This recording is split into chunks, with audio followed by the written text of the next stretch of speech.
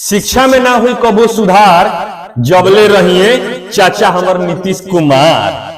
भैया बिहार में दूगो चीज बड़ा प्रसिद्ध बा, एगो शराब आ एगो नीतीश कुमार। शराब दिखेला ना लेकिन मिलेला हर जगह। अब एगो नया से चैप्टर जुड़ल बा, परीक्षा के प्रश्न पत्र, जौन परीक्षा हॉल से पहले बाहरे मिल जाला। आई देन बाए में हमर चाचा जी के त आई आज सरकार और सिस्टम से हम सवाल करें अपन गीत के माध्यम से। त आई पूरा गीत सुनी। शिक्षा बनल जाता काहे पार बोला ए सरकार। शिक्षा बनल जाता काहे पार बोला ए सरकार। तोहरे कारण बाबी हर मोर बीमार बोला ए सरकार। तोहरे कारण बाबी हर मोर बीमार बोला ए सरकार। नॉर्मलाइजेशन के तू लेसन हो लगावेला, पढ़ल लिखल सब तू चूल्हे में ढुकावेला। नॉर्मलाइजेशन के तू लेसन हो लगावेला, पढ़ल लिखल सब तू चूल्हे में ढुकावेला। लइका और लइकी सब बड़े परेशान बोला ए सरकार।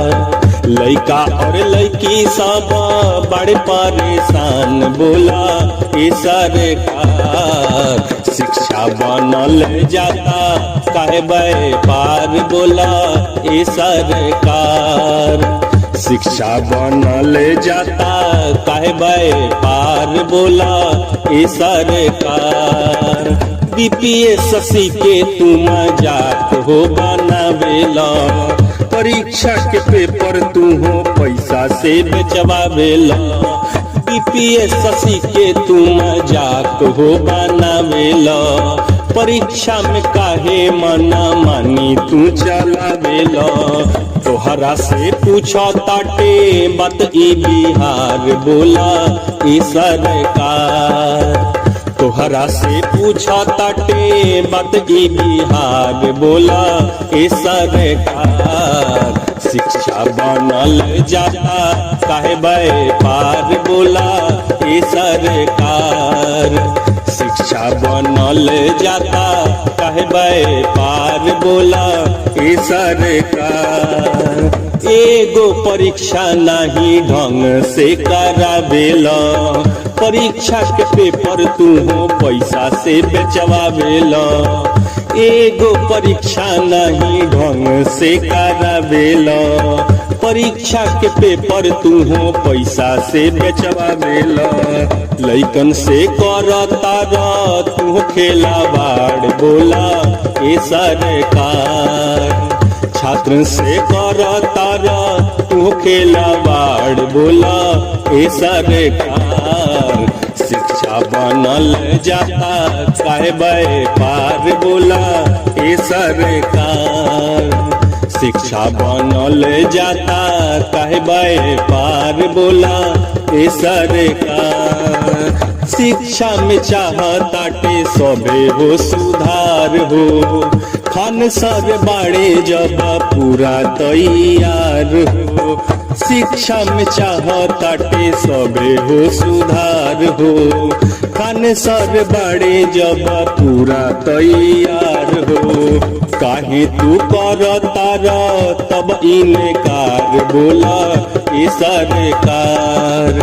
काहे तू करता तब इनकार बोला ए सरकार। शिक्षा बनल जाता काहे पार बोला ए सरकार। शिक्षा बनल जाता काहे पार बोला ए सरकार। तोहरा से आइल रहे बिहार में बाहर हो, कूदत फानत कैला सब तू बेकार हो। तोहरे से आइल रहे बिहार में बाहर हो, कूदत फानत कैला सब तू बेकार हो। करे गोहार मिलके पूरा बिहार सुना ए सरकार। करे गुहार मिलके पूरा बिहार सुना ए सरकार। शिक्षा ना बने चाही अब व्यापार सुना ए सरकार।